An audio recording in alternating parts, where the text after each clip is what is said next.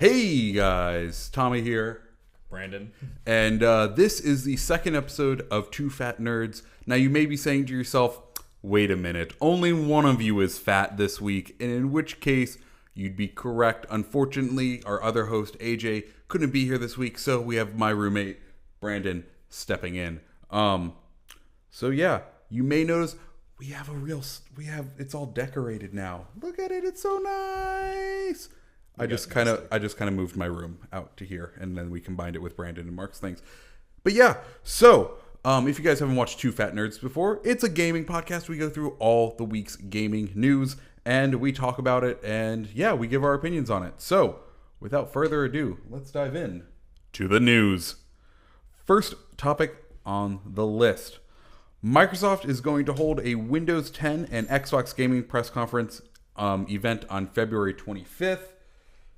Not much to be said there. We're expecting just to see kind of Quantum Break, the big things that are going to be popping up, and kind of pre-E3 stuff.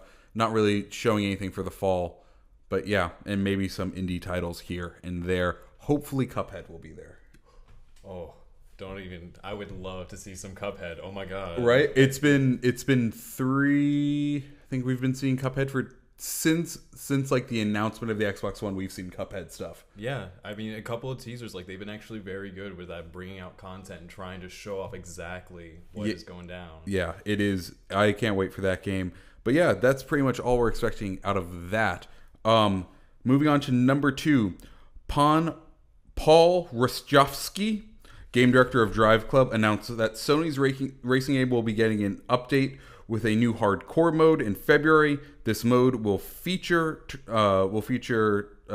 assists like traction control and stability control being off. So the usual like sim racing stuff, actually being added to Drive Club. Have you? No, I have. I've played it and actually watched quite a bit of gameplay from, like, I guess, pro players. I would say. And from what I understand, I mean, it's more towards the simulation aspect, because they try to go edgy. Felt more maybe like if you ever played Daytona, like the arcade racers. Yeah. It almost seemed like a split between like a racing sim and like a very casual like arcade racer. Yeah, it definitely. I was actually shocked to learn when like Sony's brand has always been like, their cornerstone is, hey, we have Gran Turismo, the most realistic racing sim, and this racing sim that they have out doesn't have like those key features. I was surprised to know that they didn't even have like features like that like in the game. But the video they put out with it was, I think it was either it was the front view from either a Ferrari LaFerrari, or it was a Pagani Huayra. It was something with a split front, and it sounded beautiful, and the rain and like the graphics in Drive Club are amazing. I hope they've gotten everything else sorted out. I haven't played it since it came out, but it definitely looked awesome. Mm-hmm. Next on the list, the PlayStation 4 version of the beloved strategy role-playing game Valkyria Chronicles, previously announced for Japan, will also head west this spring. This remastered version of Valkyria Chronicles will run at 60 frames per second and cost 30 big ones. And I'm fangirling hard. Like, this is quite the game. I mean, only because the anime was actually very good. But I mean, if you've seen the trailer, it is beautiful. They have reworked it too. Yeah, it looked like an anime. When I showed it to you, I was like, it looks like the anime, right? Because I actually thought you weren't. I thought that was not game footage. I was like, oh no, you're showing me like an actual like anime, like, you know, this is actually from the anime. They're doing this for a promo for the game. No, that was fucking gorgeous. And you're a big JRPG fan, so I do. Yeah, that's my game. Awesome. Speaking of other Japanese games, Mighty No. 9 has been delayed yet again. Its original release date was in April 2015. Its release date was then moved to September 15th, then February 9th of this year. This later delay shifts the date back to spring 2016. The delay was revealed in a project update sent out today to the backers of the original Kickstarter campaign. In it, Concept CEO Kenji Inafune cites bugs inside the network modes and specifically problems with the matchmaking.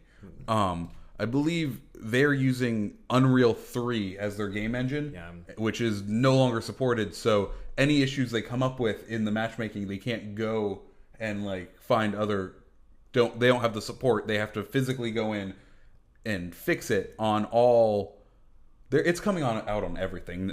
Number 9. It is. It's like multi-platform, like consoles, phones, PC. Yeah. If it has a screen and it's not like the Leapfrog tablet your child, like a little kid uses, it's probably gonna have Mighty Number 9. Yo, that would actually be good. I would love to get kids into that Mega Man. Like, if you don't know, this is Inafune's like love child. Like, I mean, since Capcom pushed Mega Man out, so I mean, they have gone through maybe 3 delays now. And it's not looked good for the backers or anyone, you know. But I know that Inafune is still putting like his like whole heart into this, so I think we should give him a little bit more time. Hopefully, we'll get a great product though. I'll say it's going to be Mega Man. I feel like at this point he's accepted. It's like either A, I put out a fantastic game, or B, I just hang my head in shame. Like not like, but like at this point. I feel like he knows he can take as much time as he wants as long as the end product is fantastic. And I have full faith that it's going to be fantastic. Yeah, but I think there's a certain kind of stigma with Kickstarters, and maybe it's falling more into that shade. And I think that's what people are kind of worried about as well. They don't want to just see fallout. Yeah, they don't want... Yeah. On to the next thing. Pokemon released its upcoming commercial for the Super Bowl. So, I saw this... And I got super pumped. Right now, they say this is going to like the commercial is as if Pokemon were real in this world, and if instead of like everyone gathering around to go watch the Super Bowl, people were gathering around to watch like a Pokemon Master Battle, and it is fantastic. Yeah. I mean, it should get everyone hyped. Like, it's not even the Super Bowl yet, and I mean, it's 20th anniversary of Pokemon. Yeah. They've been doing rollouts like crazy for, like, the whole year, actually. Yeah. But, I mean, this commercial really has you think that you can go out there and just be the Pokemon master. Now, I wonder... So, Pokemon Go is supposed to be released this year. Yeah. Do you think Super Bowl night, they say...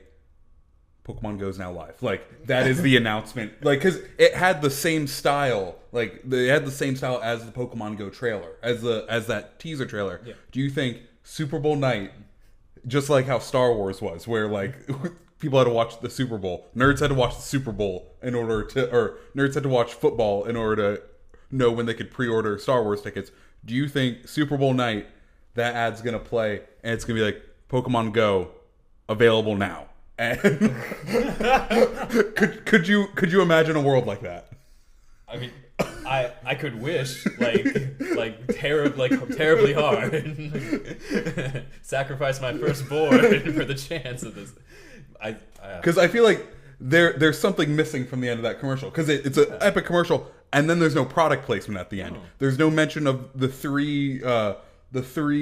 red, blue, and yellow being available for purchase. Again, like there's no like, if you're gonna make a commercial like that, you have the story end from the commercial, and then you're like, here's our product, but there was no product. Yeah, but I mean, I think they might just be trying to like gain, like, you know, just that anxiety in people. Yeah, like, they just want to get it like really high. Just get it in their mind's eye. Little taste, like, oh yeah, hey, remember this? Pokemon coming back to you. Yeah. Yeah.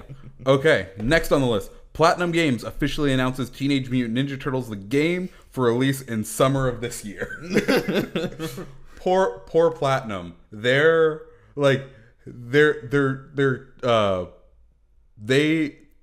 got leaked multiple times, to the point where in their teaser for their announcement, they literally said the official leak is coming with like a leaky bucket. Yeah, that I guess all of the rest of the water that was in there, or whatever, Teenage Mutant Turtles had already fallen out of. Yeah, like, but it's Platinum Games, known for Bayonetta. They did the Korra game. They did. Let's see, what else? I honestly can't think of anything more than that. Only just because, like, I see the battle style and it's all the same. Yeah, it's just like I can't. It's a Platinum game. It's a Platinum ass game. Is what it is. Like flashy attacks, going with the flow. Like, I mean, there's no witch time in this. Maybe there is. Maybe there's turtle time, and and just everything goes really slowly. But I mean, there was a sewer shark. But honestly, I wasn't actually too hyped about it. I mean, they didn't choose like good dialogue. Like, no, I think So I'm not from the 80s. You're not from the 80s. We don't have the same nostalgic love for Teenage Mutant Ninja Turtles that some people do. I feel like some people, like, they could see those characters and know exactly who they are. Yeah. And their hype doesn't come from the dialogue, but it comes from seeing the obscure characters from either the comics or maybe the TV shows in the game and then being able to play a game that looks like a cartoon. Because in Platinum style, it does look like the usual cartoon. Yeah, but I mean, Teenage Mutant Ninja Turtles was just so much more casual and like more relatable. Because I mean, they were teenagers, and then that was like part of their like charm, like that is Cowabunga and such. It leads to like just like those kind of jokes and like silly, euphemisms that only they have. I was kind of expecting that in the game, and I don't know if that's not a part of it. I don't think it's true to the Teenage Mutant Turtles like name. Yeah. Awesome. Next on the list. Sony announced that it is bringing together Sony Computer Entertainment and Sony Network Entertainment in a new entity. It's called Sony Interactive Entertainment. The new consolidated entity will be headquartered in San Mateo, California, and will be in charge of research, development, and sales of PlayStation, as well as hardware, software, and network services, and other content. Yay! I feel like it's almost like when Google was like, yeah, bro, we ain't Google no more. We Alphabet. Like, and then I guess it's like a couple people were like clapping their hands as well. But I think this just sets them up. I had no idea about the difference. Like, I didn't know there was two different entities for the network and yeah.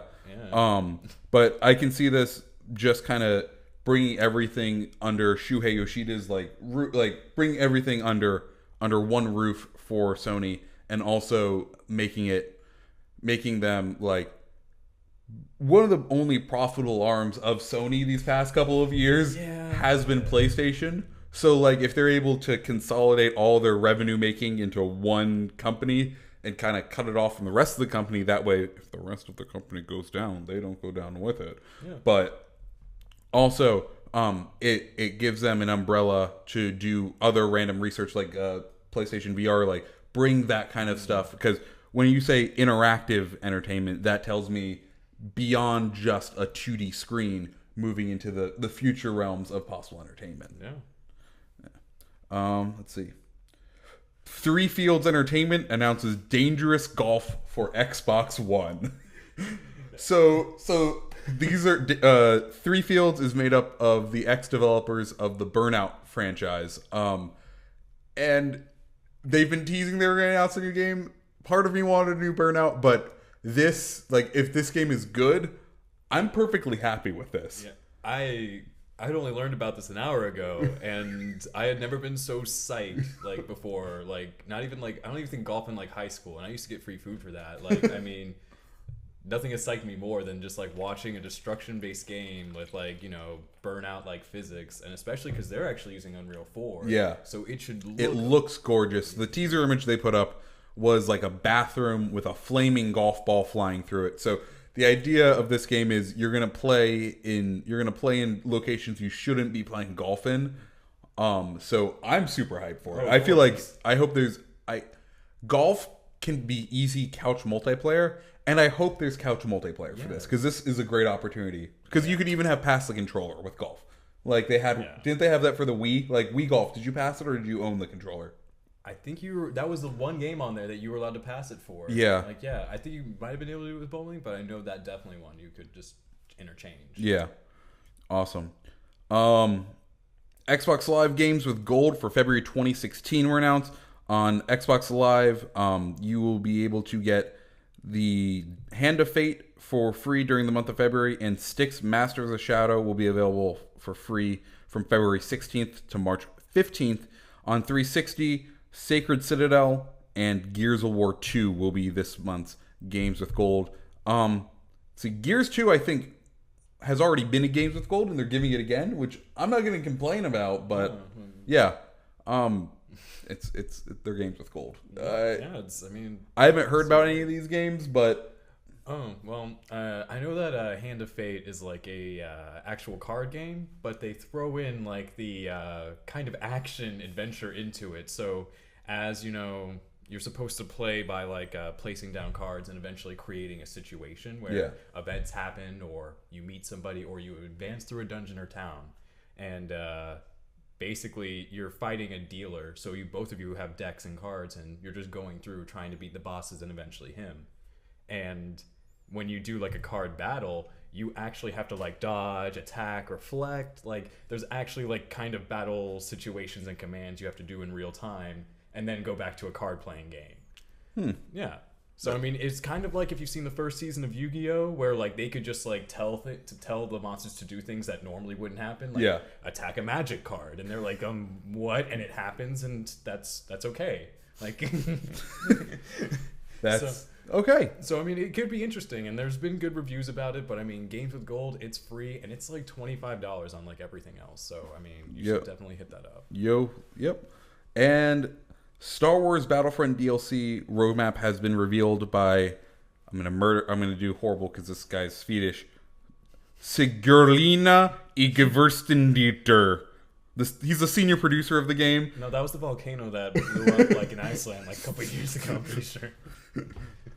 We need a Swedish chef up in here. He'd be able to help us. Anyway, in a blog post, he detailed both free and paid DLC that was planned for the game. Including paid DLC, they've revealed 3 of the themes. The first one's going to be called Outer Rim. You're going to battle through the factories of Sullust and Jabba the Hutt's palace. Then the second DLC will be a Bespin themed thing. So you're going to go to Cloud City, and the third, Lando. Lando as a hero. That'd be great. That'd be really cool. Yeah. He just swoons people. Lando Carlson. Hey, girl. And the final paid DLC is going to be, or the one that they've announced is going to be on the Death Star. Yes. So whether that be, I could almost see them introducing full on just like space combat in that, just for shiggles.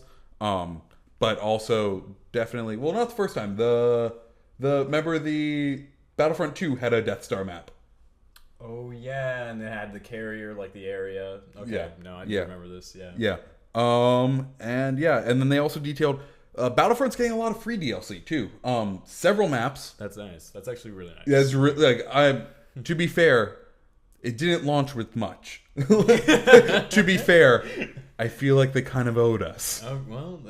And they owed bringing us back our, winging us over in goodwill again. But I'm super pumped. I think Cloud City might be my like. No, it's gonna. I can't. That's probably gonna be breathtaking. I feel like with these graphics and just like maybe with just the amount of detail they're about to put in. I would love to see Cloud City like up close and personal. Yeah. And now moving on to the last bit of news and something we're probably going to dive deep into. That is Nintendo NX and all the rumors that came out this week. Just waves of speculation. Just so much speculation. I think like 3 or 4 different like articles, like different reports came out saying, by the way, the NX is probably going to do this. The NX is believed to do this. The NX is the NX. Those 2 letters, a lot of everyone's anticipation. Bewildered. I think everyone is just like they're waiting. Yeah. They're coming. So the two big ones were from an analyst house, a place that has sources in the industry, and from their sources, they make an educated guess on what they believe the NX could do. The first report came out and that said, we believe the NX is going to have the ability to communicate with other devices in your home, such as the PC, your cell phone, and a PlayStation 4 or a PlayStation 4. And that's really exciting and like leads up to a lot of what bewilderment on what NX is going to be. The next story that came out though was even more interesting, I think, and it said, this year we're going to get a $200 handheld called NX, and next year we're going to get the full-on console without a price point attached. But so, what are your thoughts on all this stuff that came out? I I mean, I just entirely almost forgot about NX because I guess it just like started popping up like I guess a couple months ago, like with CES, happening back in the beginning of January. I don't. Nintendo's just always so closed doors about this. Like they always want to be like pre-1920s, like Japan, like, and that's totally okay. But you gotta feed me a little bit here, Nintendo. Yes, I mean, to be fair, we're supposed to get Zelda last year. That's always a problem. And we still haven't seen anything from that. Mm-hmm, and everyone's still anticipating that, like Zelda's going to be a Wii U and an NX release, or wherever the next console was going to be at the time. And they were saying, well, we can't take enough of the limelight away from Wii U, and I honestly think that they really can't, because they're still trying to push sales of the Wii U, which has kind of made me believe that NX has just been shrouded, and they kept it that way because they were just like, please focus on our please 12.6 million worldwide sales. Buy more. Buy Smash. Right. So NX, what if you had to design an NX, or if you had to make a guess on what NX could be or what you want NX to be, tell me what NX is for you. Like what makes Brandon Garbett excited about NX? NX for me would be like an understandably like where I could connect all of my devices to Nintendo. I mean, Windows has tried to do this. They've tried to do it with gaming, and they tried to do it with their PCs and Xbox through like Live, and it's very interesting how that works together. There's a lot of bugs still.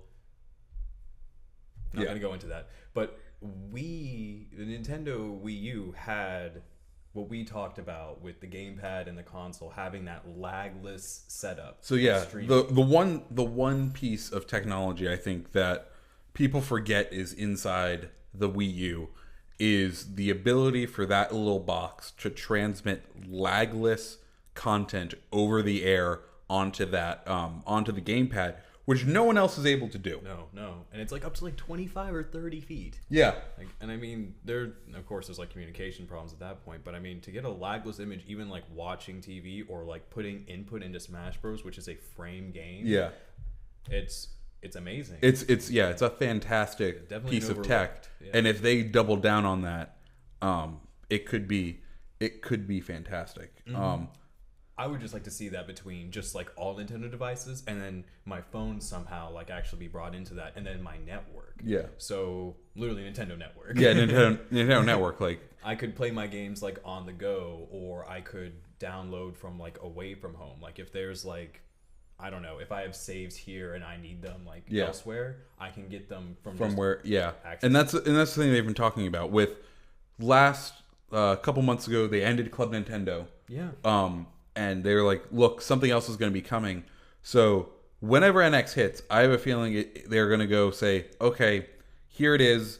We know you love Nintendo, and we know everyone has a phone, and everyone may have a tablet, and everyone, and maybe you have the Wii U, and maybe you have a DS.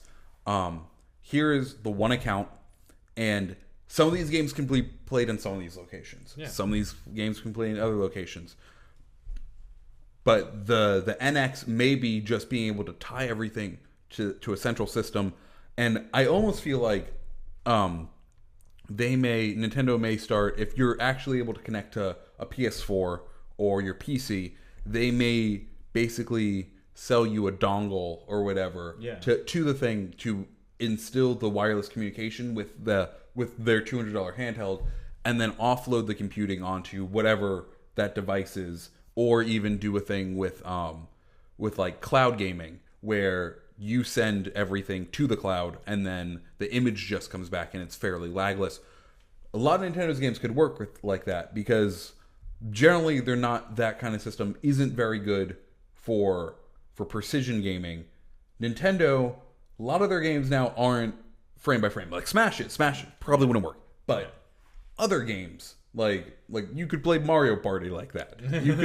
You could play some Mario 10. Like there's nothing. Yeah. Awesome. Now moving in to our next segment, we like to call the Mobile Minute.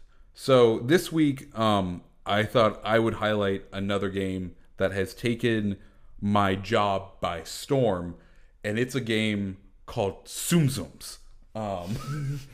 It's spelled Tsum Tsum, pronounced like zoom, but Tsum Tsum.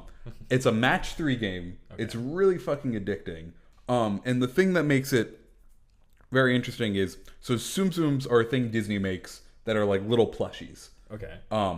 And the whole map fills up. It's just like someone dumped these plushies into an area. So there's no grid-like system. It's literally like physics gravity just pulls them straight down. Yeah. And you have to try to tie them together through that, like, through just the jimble jabble of just all of them just being there. Yeah, just all of them being there. Okay. So it's free to play. You could buy things that are lives. It's like Candy Crush, yeah. but there is that.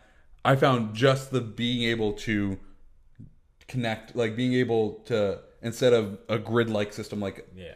But the unpredictability of just gravity's predictable, but like the it not being a straightforward just this falls down, but things being mixed in. It's gotten me addicted. Everyone at my job currently is addicted to it. Yeah. So it's fucking awesome. I would highly recommend you download and you check it out because it's fucking awesome. Yeah. Oh man, I would actually love to play that because that actually sounds way more fluid in those games because I always feel restrained. I'm just like, okay, this is the same like 2D grid. Like, okay, I'm gonna make this or this. Like, you only have like horizontal and vertical movements, but that almost sounds like you can. Yeah, you like literally you just like, and then it like. Yeah, it's super fucking satisfying too. Like, does it like get like wider with difficulty? Or no. So it's always stays the same size, and the challenge in it comes in getting like a higher score. And then you have one like Tsum Tsum that you select, and each one has its own like special power. So the one you select is the one that has a special power. And they all just do like random like things, and they're themed after like the franchise they're in. So like Elsa. So they are like it's Pixar anything for Disney. They haven't added the superheroes yet. They haven't added Marvel or Star Wars. Okay. But like the core Disney people are there. So like Elsa's ability is she throws like little snowmen up, and then you pop the snowmen and they blow up bubbles. Flounder, he like swims across the screen and like deletes some. Like Mickey just like deletes like they're kind of themed. They're cool. But yeah, it's like the out of game element of like popping the snowman like actually sounds interesting. Who's it? Whenever I use Donald, I look like a fucking madman because his is you just get 4 seconds to pop as many as you can touch. Oh, just yeah. So like just verbally like Someone I've gotten quite a couple of really weird looks in break rooms. Why are you killing your phone? Zoom Zooms, man. Zoom Zooms. Okay, moving on to this last piece. Viewer mail. Yeah, we got viewer mail. So if you're interested in sending in viewer mail, you can do one of two things. One, comment down below in the video, and we'll pick out some of the good questions and answer them. Or number two, send a Twitter. Talk to me on Twitter. Send me a question on Twitter. My Twitter handle is TommyBoy601. Pretty easy to. I don't think I need to spell that. TOMMYBOY601. In case you needed it to be spelled, there it is. So you might place it at the bottom. Might. Yeah, we might. So this one's funny from Ram Verdeer. Will you guys ever have a guest on the podcast? Yes. Ta-da! What's up, first guest? Second episode. And y'all don't even know me. Awesome. So yes, we will have guests. We're also thinking about adding in maybe have people call in. We're still discussing whether that will be a thing, but it's definitely a possibility. Another one. Let's see. What from Sergeant Balzo. Okay. Great name. Yes. what inspired you guys to start playing video games? What got you into video games? Ooh, well, I've had two sisters, and so Yeah. I've just always kind of like been like brushed aside in the sense of like what they're doing, and like, oh, we're gonna go play house, and like I'd like sometimes join in on that. Yeah. But I mean, otherwise I didn't have anyone to play with or do anything, so I just had video games, and I lived in an apartment complex, and my mom didn't want me hanging out with those kids for some reason.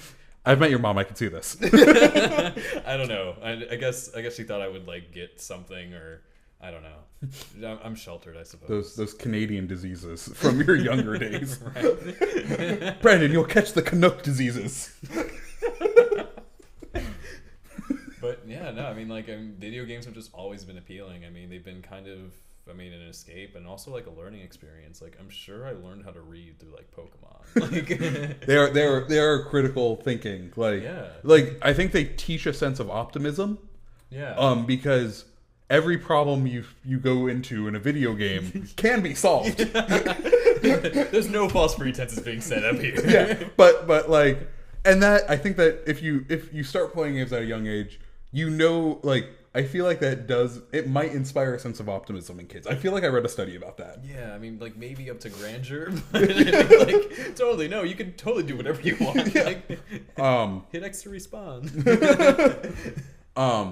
But I think what got me started in video games, I think my cousins played them a little bit. Mm-hmm. And whenever we'd go to the house, they'd have the system, so I'd like get addicted. And then, I got so annoying on a car ride one time that my parents decided to buy me an Easter present. Called a Sega Game Gear. Wow, they grasped. To shut me up because we would have family reunions in Hendersonville, North Carolina. Mm-hmm. So that's like an eight hour drive. Yeah. with a little child saying, "Are we there yet? Are we there yet? Are we there yet? Are we there yet?" So what got me into video games was my parents wanting me to be a silent only child. Come on, Tommy. But yeah, I think that also part of what also inspired me to play a lot of games is actually, so Hendersonville. Yeah. Every single time we went up there, there was this little apartment, or not, this hotel called the Holiday Inn Holodome. The Holodome. Huh. So it was a regular hotel, but then it was enclosed, and they had an indoor pool, putting green gym, and an arcade. It was all indoors. Those are dope amenities. Yo, those are really dope amenities. Yeah, yeah. Also, it smells like chlorine, and I feel like I have a love for the smell of chlorine because of that building. Like, so there's one game that my cousins would always play called Area 51.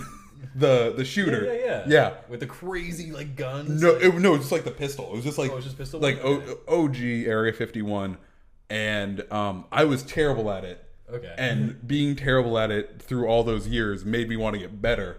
And now I can pretty well kick anyone's ass on any of those like light gun shooters. And I feel like that's also what got me into video games, was just trying to be better than my family members. Well, that's actually good. I mean, competition does actually like drive. Yeah, competition drives people. But yeah, that's it for this week, folks. What have you been playing? What have you been playing this week? Currently, I've been playing Atelier Aisha, Alchemist of Dusk. And what the hell is that for those of us who don't speak Japanese? It's a JRPG, and it's kind of that turn-based kind of schematic. They have like a little bit like of positioning, like, so there's a little bit of strategy to it. But really, it's all about creating items, and like you just try to make all the items. It's one of those games where literally the items. You go into a dungeon, you collect some items, you beat some monsters, you get XP and items, you go back to your place, you make some items, and then you go do it again. And it never ends. Yay! It's for PS3. Y'all, I mean, if you want to waste like 40 hours of your life, I definitely recommend it. Speaking of wasting ungodly amount of time with my life, I started playing Warframe. Is that an MMO, like free to play? It's a free to play. It's on PC, Xbox One, probably PS4. And it is like a free to play Destiny. is the best way. Okay. Like the grind is killing. Like you just kill random enemies to then get loot to then build cooler things to kill the enemies with. Right. And that's the cycle, and it's a shit ton of fun. It's been out for quite a while, like years, and I just saw a video on it and I was interested in it. So I was like, you know what? I'll give this game a try, and it's been fantastic. So I've been sinking a lot of hours into that, a lot of hours into Rainbow Six Siege, and Battlefront just because of the DLC. But yeah, those are the things I've been playing. Yeah, no, I love watching you play and hearing you play those games. Like, it's quite a treat. So yeah, guys, that's all we got for this week. I'm Tommy. My Twitter handle is TommyBoy601. Hit me up there. My name's Brandon Garbett. My Twitter, I just made my Twitter, so it's like Brandon_Garbett. Yeah. You should follow him. He needs followers. I need followers. We all need followers. If you like this podcast, tell us down below. Tell us what you like about this podcast. Hit that subscribe button. It should be right over here or right over here. I don't know which side. And also hit that like button down below. Guys, thank you so much for watching. See you next week. Peace.